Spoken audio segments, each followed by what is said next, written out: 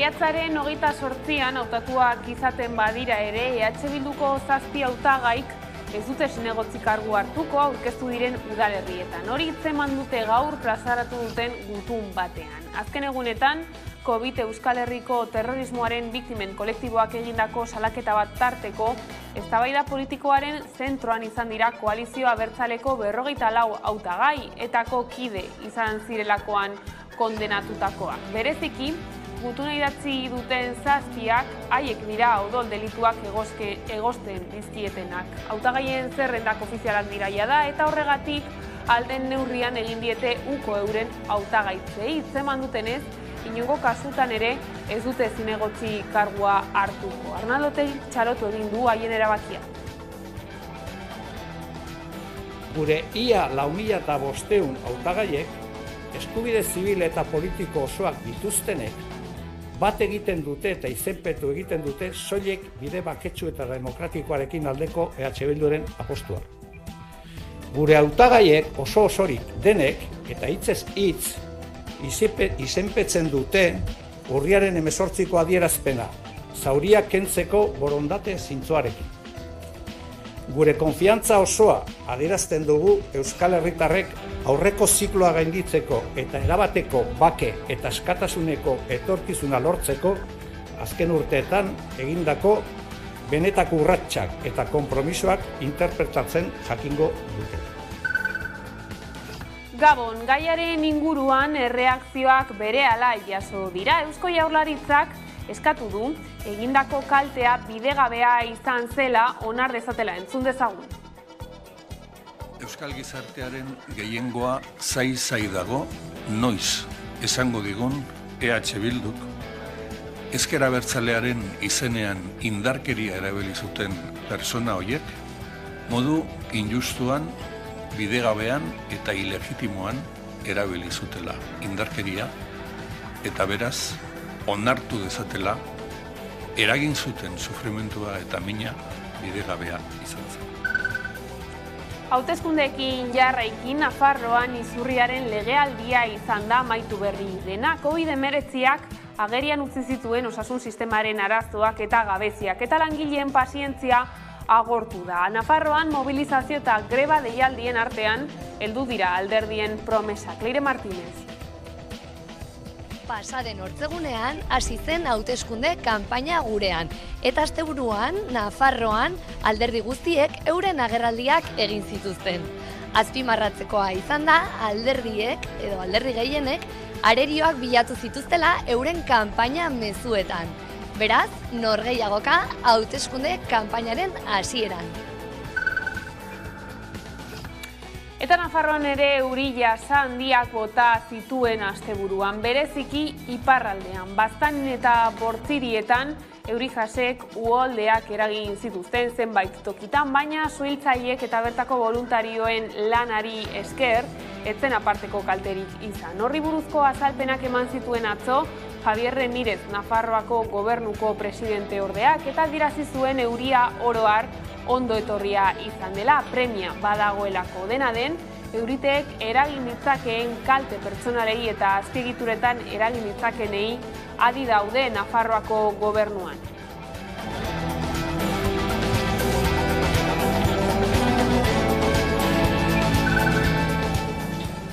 Gaur jakin izan dugu ere, bikote homosexual batek salaketa bat jarri du joan den asteburuan Bilabonan jipoitu egin zituztelako. Eusko Jaurlaritzako segurtasun sailak dio gertatutakoa ikertzen ari dela. Bitartean, Zizurkilgo udalak, Gipuzkoako aldundiak eta arartekoak gertatutakoa gaitzetsi dute. Udalak babes osoa eskaini die biktimei eta adierazi du Bilabonako udalarekin lanean ari dela gertatutakoa argitzeko.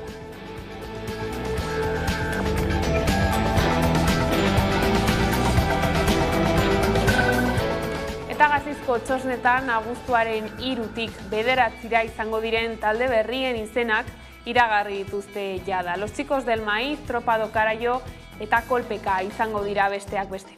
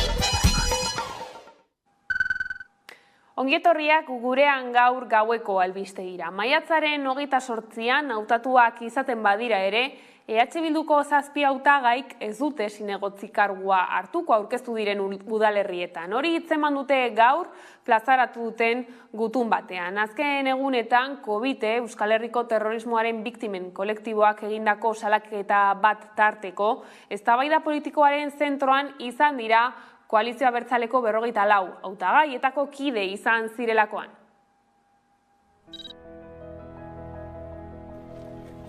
Gure ia 4.500 hautagaiek, eskubide zibil eta politiko osoak dituztenek, bat egiten dute eta izenpetu egiten dute soilik bide baketsu eta demokratikoarekin aldeko EH Bilduren apostua. Gure hautagaiek oso osorik denek eta hitzez hitz izenpetzen dute urriaren 18ko adierazpena, zauriak kentzeko borondate zintzoarekin. Gure konfiantza osoa adierazten dugu Euskal Herritarrek aurreko zikloa gainditzeko eta erabateko bake eta askatasuneko etorkizuna lortzeko azken urteetan egindako benetako urratsak eta konpromisoak interpretatzen jakingo dutela. Hauteskundeen harira ere hauxe da egunak utzi digun kronika, ikus dezagun.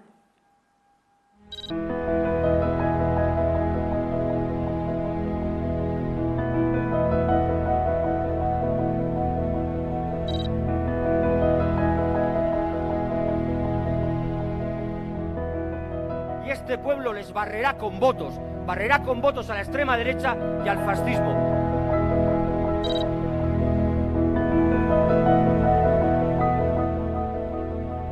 Y cada vez que dan por perdidas las elecciones, que es lo que les va a pasar el próximo 28 de mayo, siempre utilizan el mismo argumento, que es el de ETA. Ahaztea eta desmemoria zeharo bidegabeak dira indarkeriaren biktimekin. Horrela, ulertu dugu guk beti.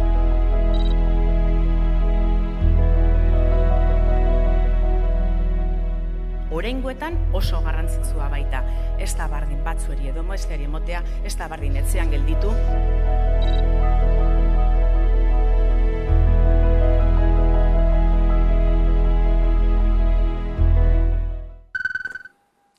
Aldiz Nafarroan alderdi guztiek agerraldiak egin dituzte Nafarroako hainbat tokitan. Azpimarratzekoa izan da alderdi gehienek aurkariak bilatu dituztela euren kanpaina mezuetan. Markesinak, Bilabesak eta Hiriko Hormak hauteskunde kolorez zaudeia da Iruñ herrian eta Nafarroan. Pasaden hortzegun arratsean ekin zioten kanpainari alderdiek, baina asteburuak hainbat ekitaldi eta zer errana ekarri du. PSOEko txibitek UPNeko bozkatzaileei dei egin die ari bozka emateko. Muchas personas que en alguna ocasión han votado a UPN saben que el Partido Socialista defiende Navarra. Y es un partido situado en la centralidad política, sin estridencias, con lealtad institucional, siempre defendiendo los fueros. UPNek aldiz EH Bilduren kontra egin du. El resto de las formaciones políticas son una franquicia de sus marcas en Madrid o en Bilbao. UPN no. UPN no depende de nadie. Es el único partido que toma las decisiones aquí. Un gobierno del Partido Socialista con Bildu que va a generar más deterioro y más retroceso en Navarra. Eta Bilduk aldiz, UPNeko espartzaren eta eskuinaren aurka jo du. Vosotros, vosotras, sois los mejores, las mejores jefas de campaña después de Esparza, claro está. Gero Abaiko Uxuek PSOEren kontra egin du eta adorea eta balentria eskatu dio alderdiari. Y nos hemos encontrado con que socios de gobierno, socios parlamentarios también, se acochinan un poquito cuando hay que plantar cara ante Madrid. No lo vamos a hacer, no lo vamos a permitir. Alderdien norgehiagoka, maiatzaren 28ko udal eta foru hauteskundeetarako. Nafarroan euskara ofizial izatea aldarrikatu dute 100 lagunek. Euskal Herrian euskarazek eskatu die alderdiei ez atzeratzeko gehiago auzia eta behingoz onartzeko lege berria.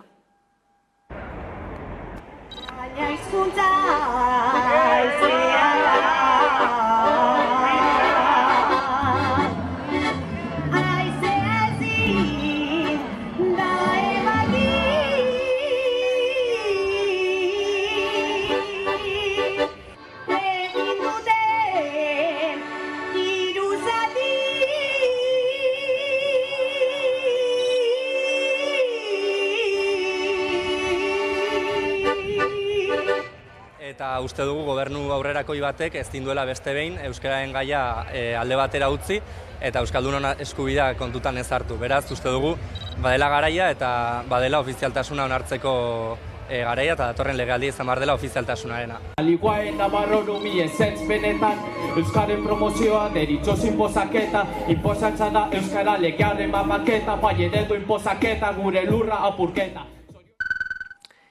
Ikusgunek iazko txostena aurkeztu du astearte honetan, bildutako datuekin, baina zehaztu du datuok ez dutela biltzen benetan izandako horrelako gertakari guztiak. Horietako 10ek osagai homofoboa izan dute, beste 5ek transfoboa eta 1ek LGTBI foboa.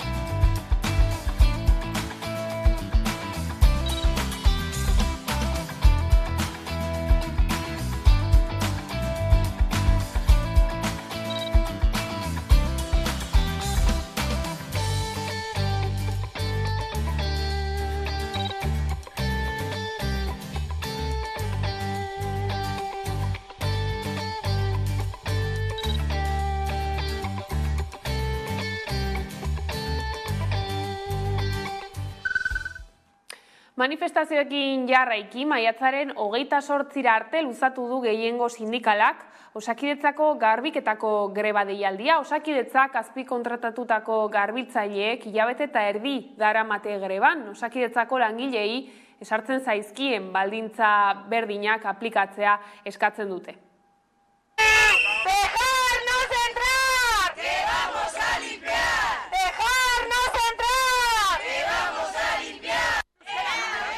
Bi ekimen plazaratu nahi ditugu gaurko egunean. Alde batetik, greba deialdia maiatzaren 28 arte luzatzea erabaki dugula. Eta bestetik, datorren astelehenetik aurrera, maiatzaren 22, Gurutzetako ospitalaren aurrean egingo dugun kanpaldia.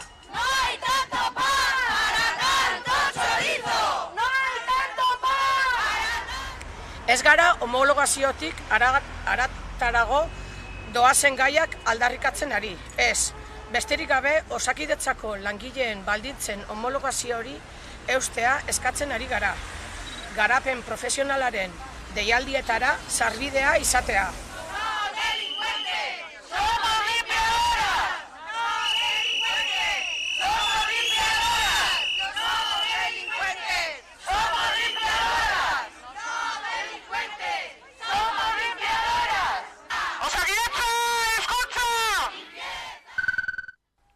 Mila 1985 sortu zen Bilboko Mediku Zientzien Akademia. Bilboko sendalarintz jakindia zuen orduan euskal izena. 128 urteotan, lehen aldiz, Andre bat da erakundearen burua. Joan den astean, Agurtzane Ortizek hartu zion Ricardo Francori lekukoa presidentetzan. Besteak beste, neurozientzietako doktorea eta psikiatra da Ortiz eta pantailaren bestaldean daukagu. Gabon. Gabon, bai, zemoduz. Lehenik eta behin zer da zehazki Bilboko Mediku Zientzien Akademia? Bueno, esateko Bilboko Mediku Zientzien Akademia zuk esan bezala, 1885 sortu zen. Honek esan gure dau, 128 urte dituela da.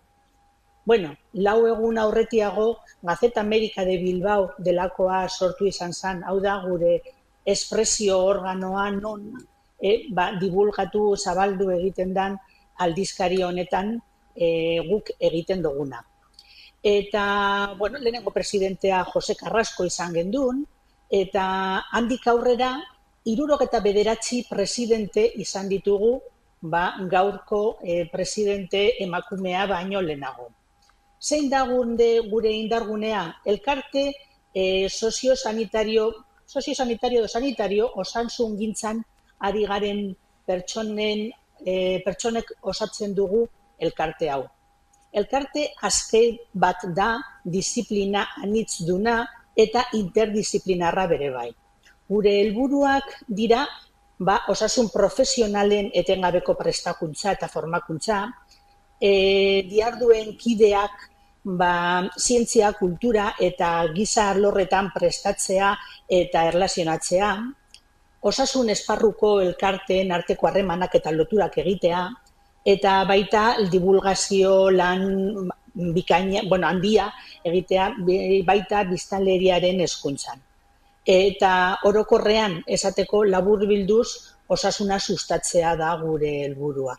Horretarako hainbat jardunaldi egiten ditugu, hainbat hitzaldi, prestakuntza ekimen, mahai inguru eta bar eta bar.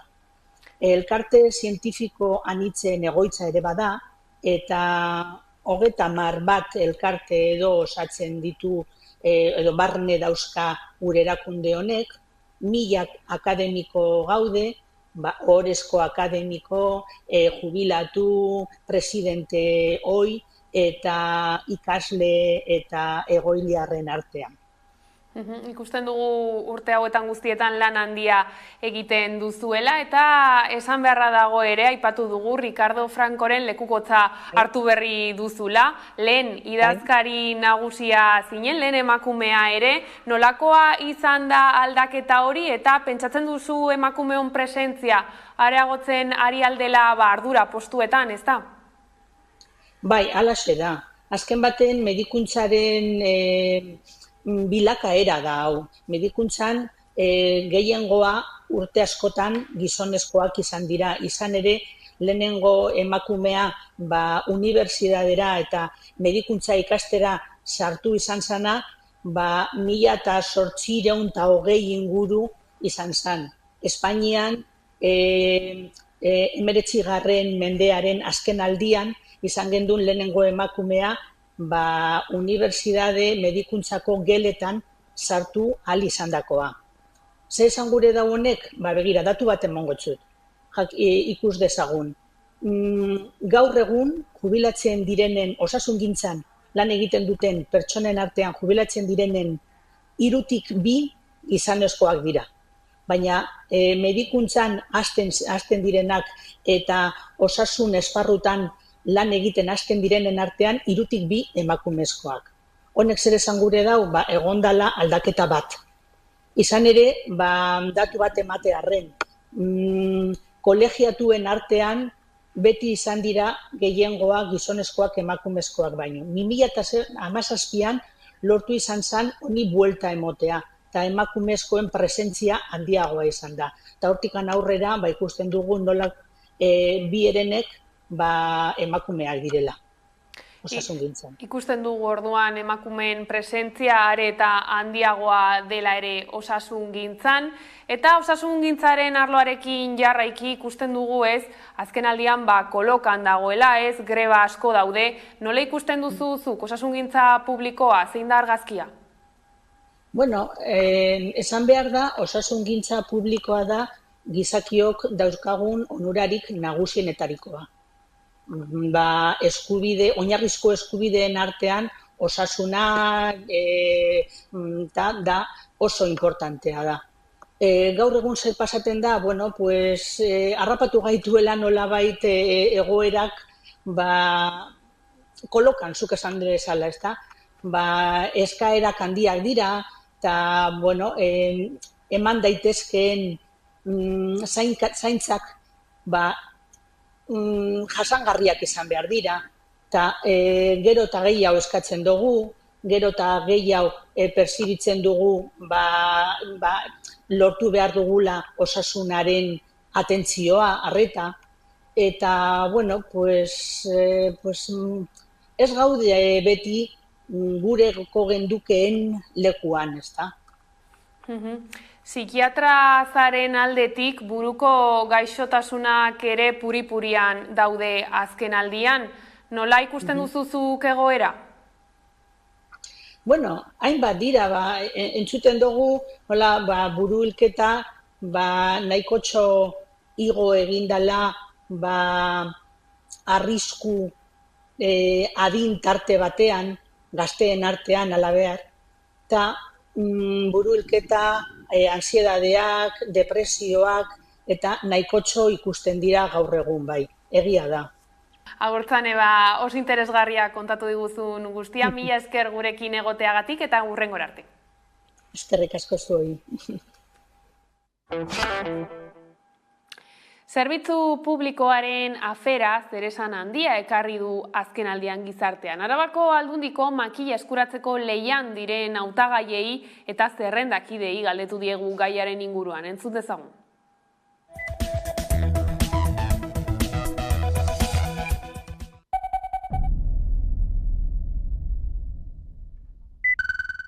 Bueno, azken finean erantzukizuna ez da Aldundiarena. Aldundiak lagundu dezake modu batean edo bestean, baina erantzukizuna berez ez da Aldundiarena. Nik uste dut Aldundiak zaintzaren inguruan oso apostu sendoa egin duela, lehen aipatu dizuan moduan, uste dut oso garrantzitsua dela pandemiaren ostean ikusi dugun moduan zaintza eredua aldatu behar dugula eta lortu behar dugula egoitzak gero eta gehiago etxearen irudia hartzea eta azken finean menpekotasuna duten pertsonak eta zaintza behar duten pertsona horiek haien etxean egongo balira bezala bizi ahal izatea egoitza horietan eta Aldundiaren helburua eta Aldundiaren proiektua da egoitza eredua bide horretan edo horrela bidera.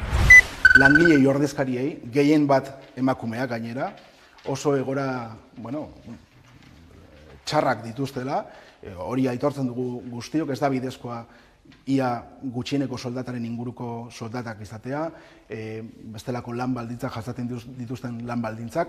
Hori esan da ere, aitortu beharrekoa da ere, azken legealdian Foru Aldundiak berak ahaleginak egin dituela Araban hori zuzentzeko. Gu espero dugu, Arabako lehenengo hitzarmen hori, zaintza inguruko hitzarmen hori, lehenengoa behingoz onartu ahal izatea, geroago, elkarrizketa eta negoziazio esparru hori sendotu eta gero, aurrerantzean lan baldintzak hobetzen joatea. Oso balore sozial handia daukate zaintzako lanek, eta sozializok horrekin zinez konpromesu handia.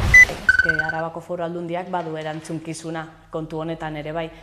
Zerbitzu sozialak oso importanteak dira, gainera zaintza zerbitzuak eta gainera gaude gizarte baten gero eta zaharrago. Eta zerbitzu horiek beharrezkoak izango dira eta beharko ditugu guztiok, ez?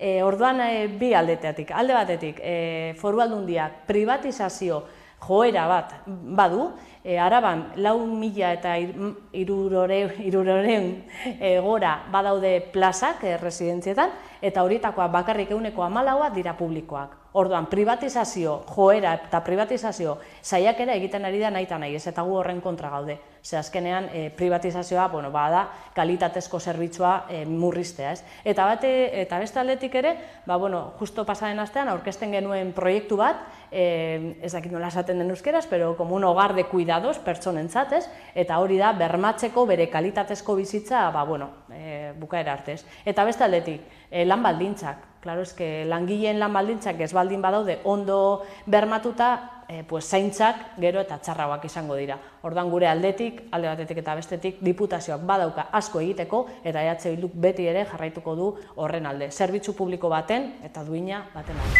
Argi dago, langileak greban jartzen direnean, gauza on batengatik da, eta beti egiten da horregatik. Beraz, uste dut, langilei beti entzun behar zaiela eta harien alde jarri behar garela. Beraz, hori da betidanik gainera ikusi duguna defendatzen dela alderdionetatik. Nik esango nuke, beti hobetu daitekela, baina osasungintzan eta beste alor guztietan.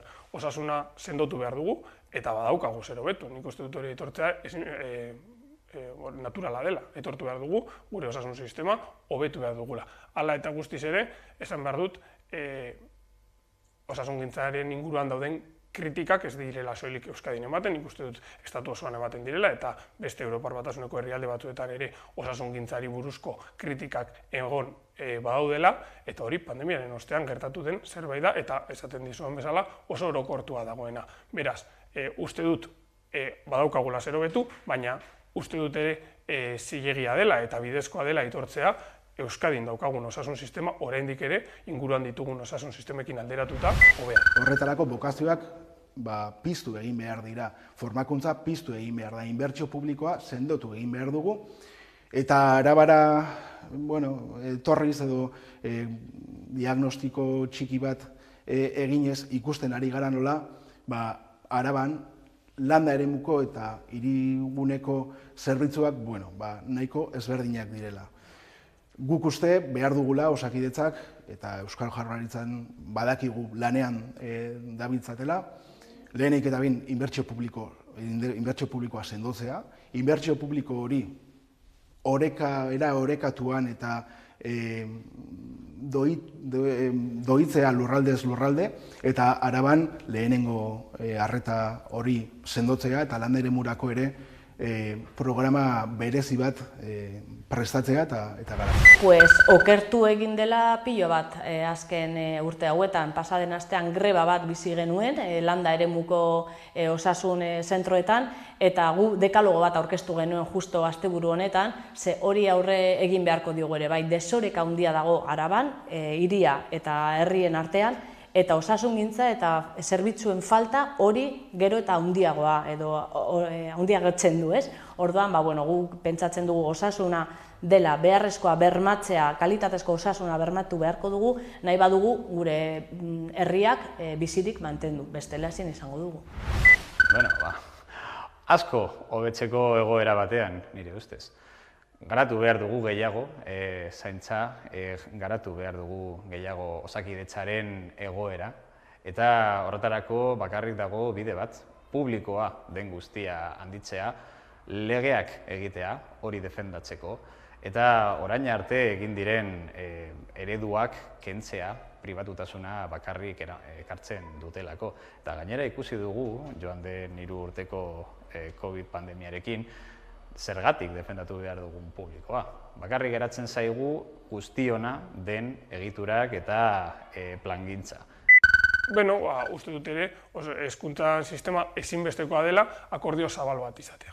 Uste dute badaudela gai batzuk oso garrantzitsuak direnak eta ezinbestekoak dutenak akordio zabal horiek hartu ahal izatea. Azken finean, gaur egun Eusko Alderdi Jeltzalea dago agintean, Alderdi Sozialistarekin, baina hemendik 10 urtera, espero dugu hori horrela izatea baita ere, baina ez dakigun hor egongo den agintean. Eta nik uste dut hezkuntza ezin dela egon 4 urtean behin aldatzen. Beraz, lortu behar duguna da oso akordio zabala, gero eta alderdi gehiago barruan dituena, eta hezkuntzari nolabaiteko egonkortasuna ematea gure gazteenek izan dezaten hori egonkortasun bat, eta ez daitezen egon aldaketen menpe. Argitaratu ditugu publikoki eta bai pribatuki gure kezkak sailburuari, beste gure kide diren EAJ-PNV-ko ordezkariei, orain parlamentuan hasi da tramite parlamentarioa, emendakinak egiteko aukera, baita ere eragile sozialei, hezkuntza komunitateari ere entzuteko igual garaia heldu da, gure ustetan eskola publikoko ordezkariei adibidez, edo beste eragile sozialei, sindikatuei entzun behar diegu, beren kezkak ere parsaratu dezaten, eta lege horren inguruan ere guk lan egingo dugu, emendakinak aurkeztuko ditugu, segregazioaren segregazioa borrokatzeko eta oreka eta eredu publikoa sendotzeko, eskola publikoa sendotzeko, eta euskera, gaztelania eta ingeleraren barnerakuntza hori sistema osoan bermatzeko eta malgutasuna. Hezkuntza sistema badukagu lege bat, zaharra, oso zaharra dena, eta fijo aldatu beharko dugula, eta justo egun hauetan gaude legearekin alde batetik bestera. Guretzat oso importantea da izango da bermatzea kalitatezko, hezkuntza kalitatezko publikoa bermatzea, beste aldetik segregazioari aurre egin beharko diogu, eta nola ez, euskera erabilera bakarrik eta ikastea bermatzea bukatzen dutenean umeak edo pertsonak badakitela eta erabiliko dutela. Orduan guretzat hiru hildo horiek dira nagusiak, eta horretan jarraituko dugu, momentuz legea hor dago, emendakina sartuko ditugu, eta pentsatzen dugula, denon artean egin beharko dugula, eta akordio on bat egin beharko da, ze azkenean horretan ere gure jendearen etorkizuna, hor dago ere sartuta. Gutxi gora bera arlo berean, egia esateko. Egiten ari dena, orain, da privatizazio prozesu bat, eta ikusten da, gainera, zein den horretan dauden alderdiak, gainera. Egin behar duguna da eskola publiko bat, kalitatezkoa, guztiok erabili ahal izango duguna, eta euskara bermatzen duen ere bai.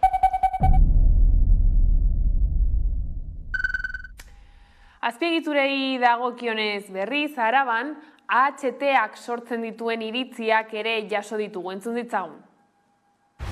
Abiadura handiko trena oso proiektu garrantzitsua dela, eta nik uste duka ezina dela, azkenean Madrilgo gobernuari dagokiola erabakia hartzea. Gero guk esan dezakegu gauza bat edo bestea, baina erabakia azkenean Madrileko gobernuak hartuko du. Gasteiztik egin behar da, bi arrazoi nagusiengatik, batetik prezio arrazoizkoena delako, inbertsioa txikiena duen proiektua delako, eta bestetik inpaktu ekologikoa edo ingurugiroari kalte gutxien ematen dion lotura delako. Eta egia esateko gai interesgarria eta komplejua dela deritzot. Egia esateko nire ustez Podemosek badauzka interesa eta bere indarra osoz lan hori garatzeko, baina egia esan da, landu beharra dago eta begiratu beharra dago ze motatako bidea hartu zen. Infrastruktura hau ezin dela aurrera eraman, ze ez dauka zentzu handirik, eta ez da bat ere jasangarria ere ez. Horregatik gu pentsatzen dugu, konexioa bat baldin badago Gasteiz eta Iruña artean izan beharko da orain dagoen korredor ferrobiariogatik, ezin dugu beste bat egin, noski hori argi dago, eta AHT-ren kontra gaude. Guk orain dela egun batzuk, baina betidanik esan dugu tren sozial baten alde gaude. Gasteizen martxoaren 3ko memorialaren fundazioa datozen egunetan burutuko da. Gotzaingoak eta Eusko Jaurlaritzak desadostasunak sortu dituen estatutuetako puntua adostu dute jada. Nerea Garziak azalduko digu. Gotzaingoak fundatze estatutuen onarpena atzeratu zuen. Zioenez, jaso zituen azken estatutuak zenbait aldaketa jasotzen zituzten, batez ere puntu zehatz batean. Gotzaingoaren asmoa zen berriz negoziatzea puntu hori erakundeekin eta elkarte memorialisteekin. Izan ere, fundatze estatutuak onartu behar dituzte lakuak, Gasteizko udalak, martxoak 3 elkarteak, memoriagarak eta Gotzaingoak. Maiatzaren 11an, Juan Carlos Elizalde Gotzaina eta Nerea Melgoza sailburua bildu ziren puntu horren aldaketa eztabaidatzeko eta argitzeko. Bilera horren ostean desadostasunak desagertu ziren eta prozesuak aurrera egin du. Gauzak horrela hurrengo egunotan martxoak 3ko fundazioa erregistratuko da. Eta horren geratuko litzatekena izango litzateke batetik patronatoa osatzea bai memoria gara eta martxoaren 3aren aldetik, bai instituzioen aldetik, eta bestetik martxoaren 3ko elkarteak gogorarekin itzein da duen konbenio hori sinatzea, bengoz lanean hasi ahal izateko eta proiektu hau aurrera eraman ahal izateko. Bestalde, beste tramite batzuek ere aurrera egin dute. Gasteizko udalak martxoak 3ko memoriagunea jasoko duen parrokiaren lursaila erregularizatzeko beharrezko hirigintza tramitea onartu du. Partzelazioa proiektuak aurre ikusten dituen lursail bereizietan, elizaz gain, hainbat egiezin daude, hala nola Koldo Mitzelena, Odondapraiz eta Iparralde Gizartetzea.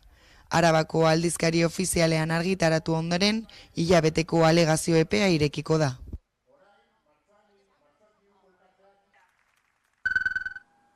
Eta ostegunean Pasaiako sarraskiari lotutako bigarren identifikazio saioa egingo dute. Martxoaren 28ko identifikazio saiora agertu ez ziren, 3 poliziak Donostiako auzitegietara deituta daude ostegun honetan. Azken identifikazio saiora 3 polizia agertu ziren, baina sarraskitik bizirik atera zen bakarrak, Joseba Merinok, ezin izan zuen inor identifikatu.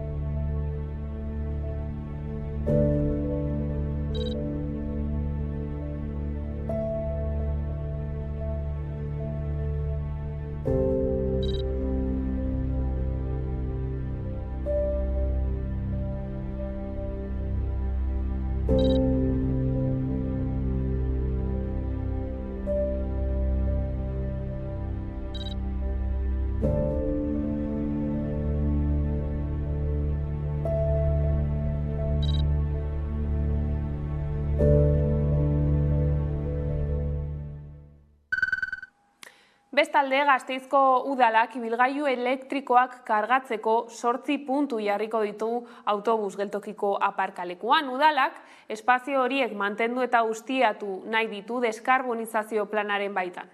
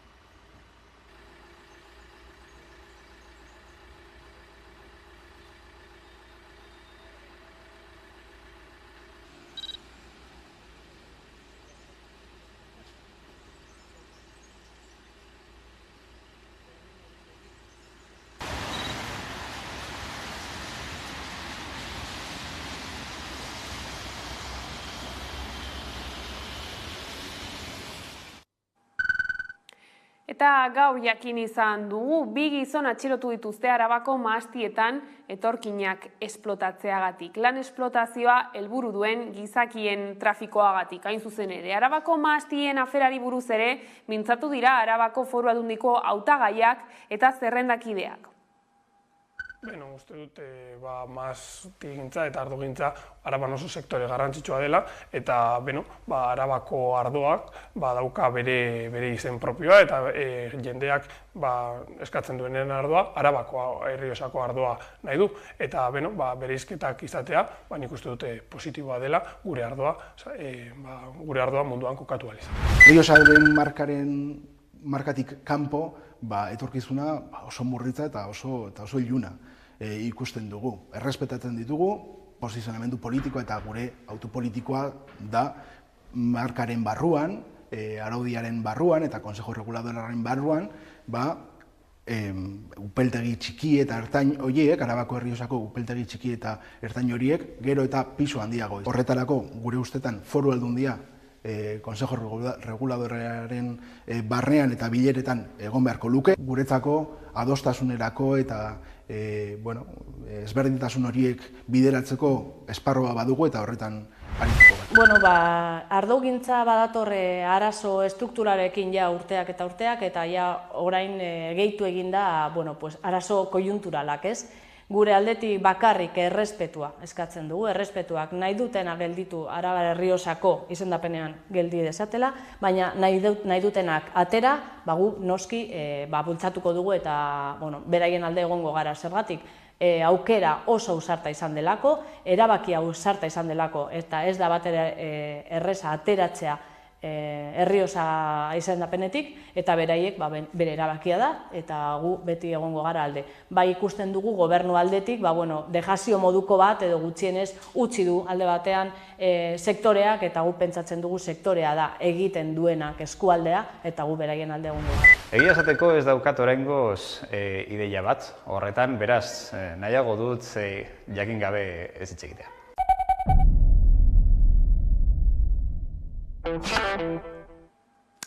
Agustin Aizpuru Usansolo Herria plataformako kidea elkarrizketatu dugu Hamaika telebistan. Aizpururen esanetan, Usansoloko herriarentzat 2019ko Galdakaoko aldaketa politikoa oso ona izan zen, eta horrek bide eman dio Usansolotarren hitza entzuteari. Aizpurua etorkizunera begira jarri da eta gehitu du ikusi behar dutela zer erabaki hartzen duten helegitearekin eta Usansolo erregistroan sartzen ote duten.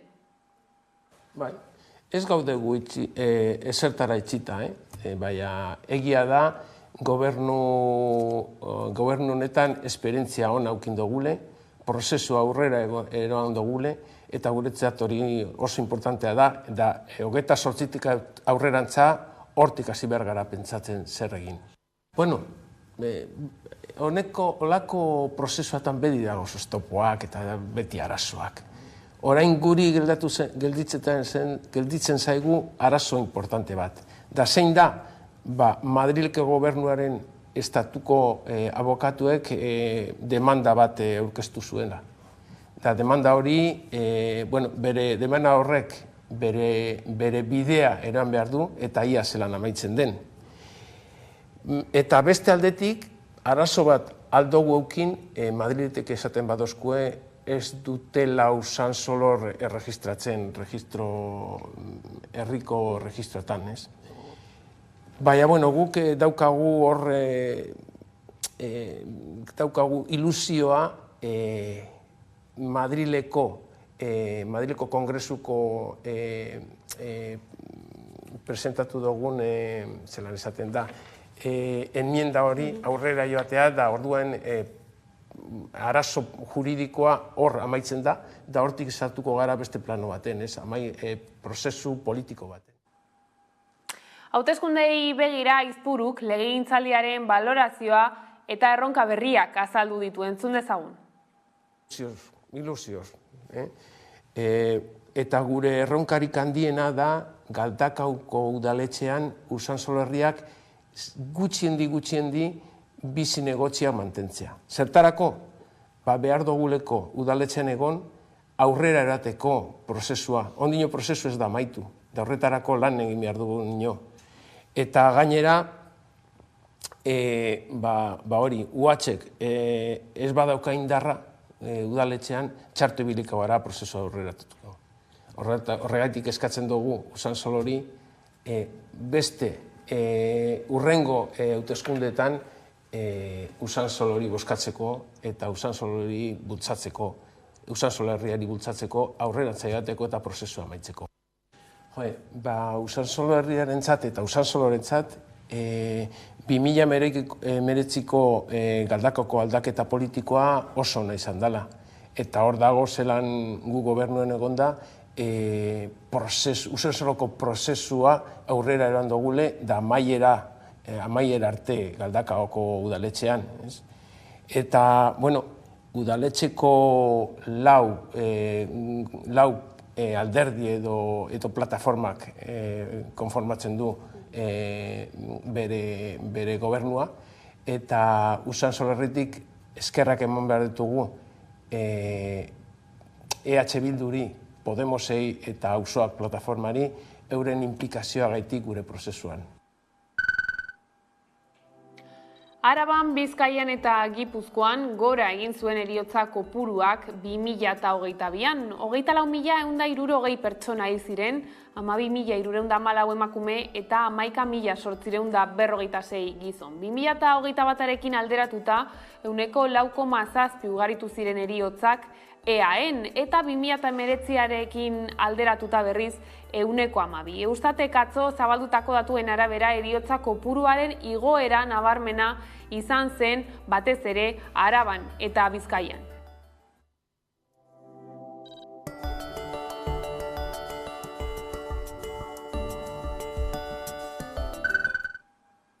Eta eguraldiari dagokionez, Lehortetik Eurite eta Uholdetara igaro da Euskal Herria, euriaren premia zegoen eta hon egin du azken egunotan, baina Euskal Herria astindu eta zenbait uholdere eragin ditu. Dena den, kalteak ez dira handiak izan, alde positiboa da urtegien edukierek zertxobait gora egin dutela. Eguraldia nahiko zoro dabil azken aldian, apirilean geunden garairako bero handia egin zuen eta aurtengo lehen Lehortea pairatu zuten zenbait laborarik. Etzen euritantarik iritsi Nafarroa erdi eta hegora, Erribera aldean dagoeneko zerealen uzta galdutzat eman dute. Lehortea oso gogor jotzen ari zen, azken 6 hilabeteetan batez besteko baino 140 euri gutxiago egin du.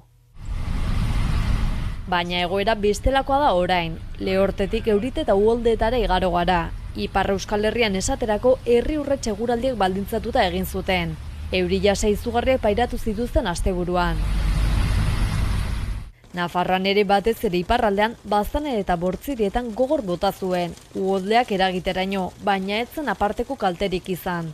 Azken egunotako euriten ondorioz baina urtegietako maila hobetu da apur bat. Naiz eta Nafarroan egoerak kezka eragiten jarraitzen duen ur maila 60tik behera dagoelako urtegietan batez beste.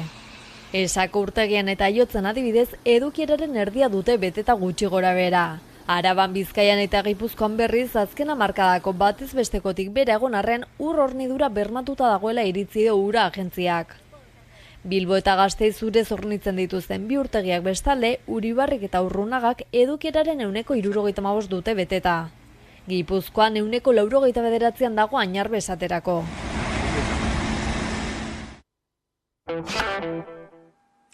Kulturarlora salto Gasteizko Montermoso kulturuneak Rock on Top ekitaldiaren bigarren edizioa jasoko du maiatzaren 24tik ekainaren 14 bitarte. Ekitaldi horren funtsa 2023ko azkena rock festival jaialdian egongo diren taldeei buruzko musika dokumentalak proiektatzea izango da.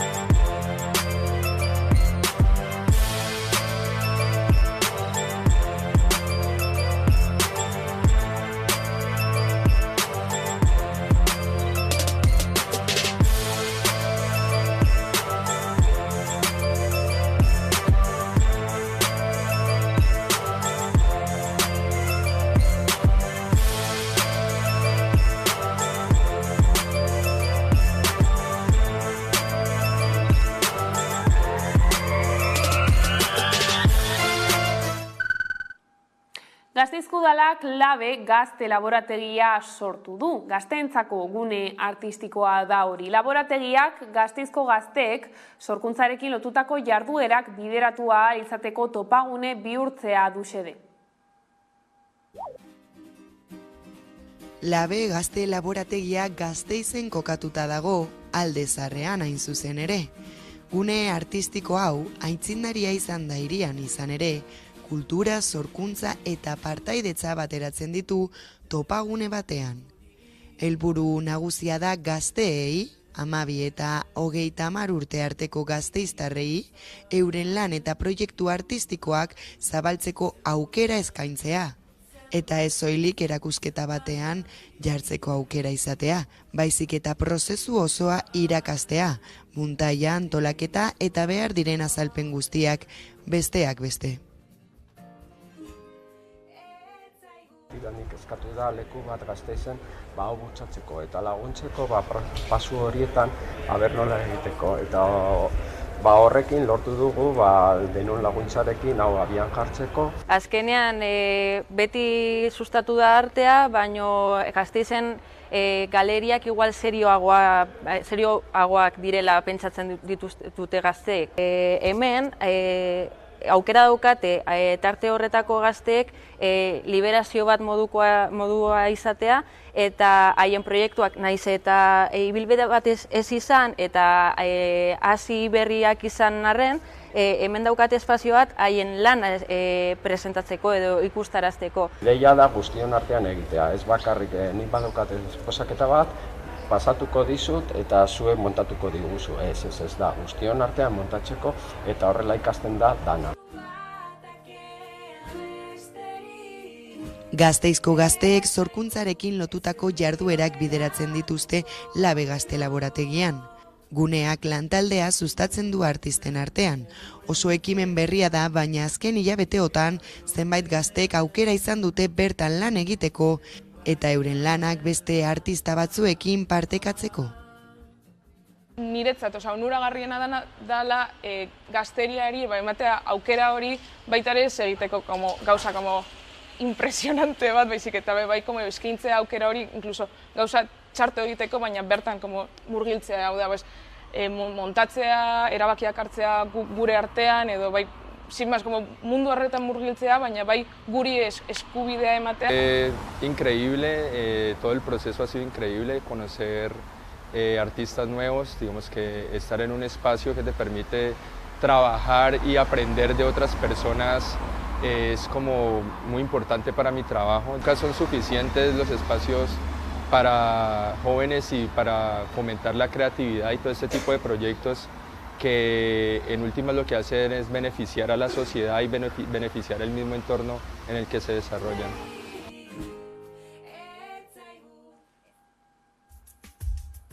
Cannesko zinemaldiak jaialdi handietan handienak, egile ezagunak eta prestigiodunak ipini ditu bere erakusleio nagusian, itxuraz, arrisku handirik gabeko sail ofizial batean. Gaur hasi da jaialdia Maiguen zuzendariaren Jendu Barri filmarekin eta hilaren 27 arte iraungo du. Michael Douglas aktoreak ohorezko urrezko palma jasoko du.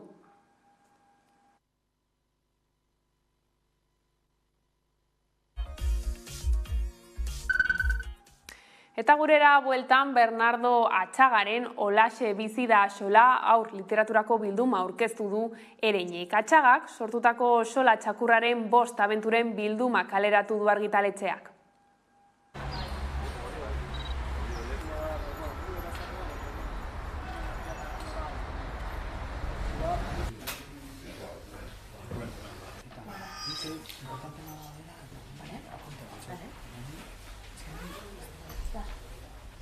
Joan Almende hasierako argazkietan beti gure ama txakur bat egin azaltze zala.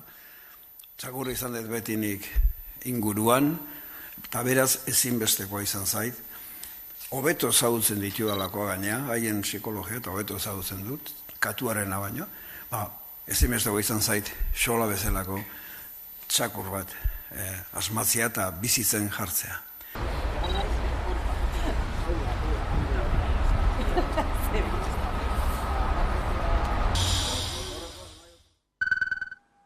Eta gaur gaueko 10etan geltokia saio berri bat izango dugu ikusgai Hamaika telebistan. Ikus dezagun aurrerapen bat. Kompetitiboa, berekoia, individualista den sistema ekonomiko suntsitzaile honen aurrean alternatibak behar dira. Alternatiba bezala ekonomia sozial eta solidarioaren printzipioak ditugu.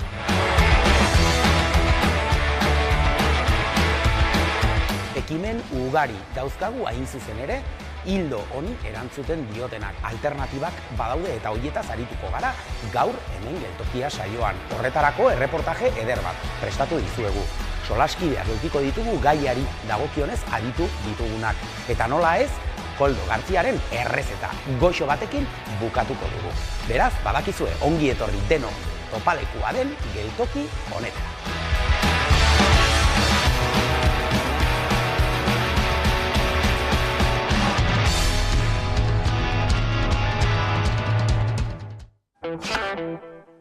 Eta kiroletan Josetxo Mujika triatloi munduko txapelduna dugu protagonista. Zumarragakoa dugu txapeldun berria eta podiumean ikurrina atera du. Antolakuntzako kide bat hori kentzen saiatu da, baina ez du lortu. Mujikaren esanetan ikurrina aldarrikapen gisa atera nahi du.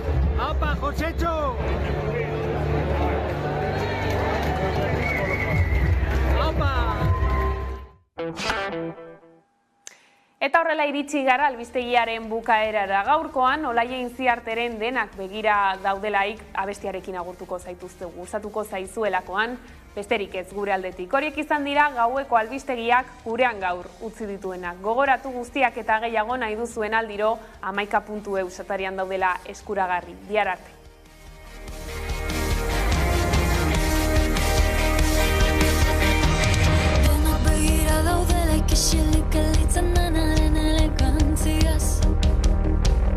Armairua erropa inunaz betea dut eta aurpegia xuria.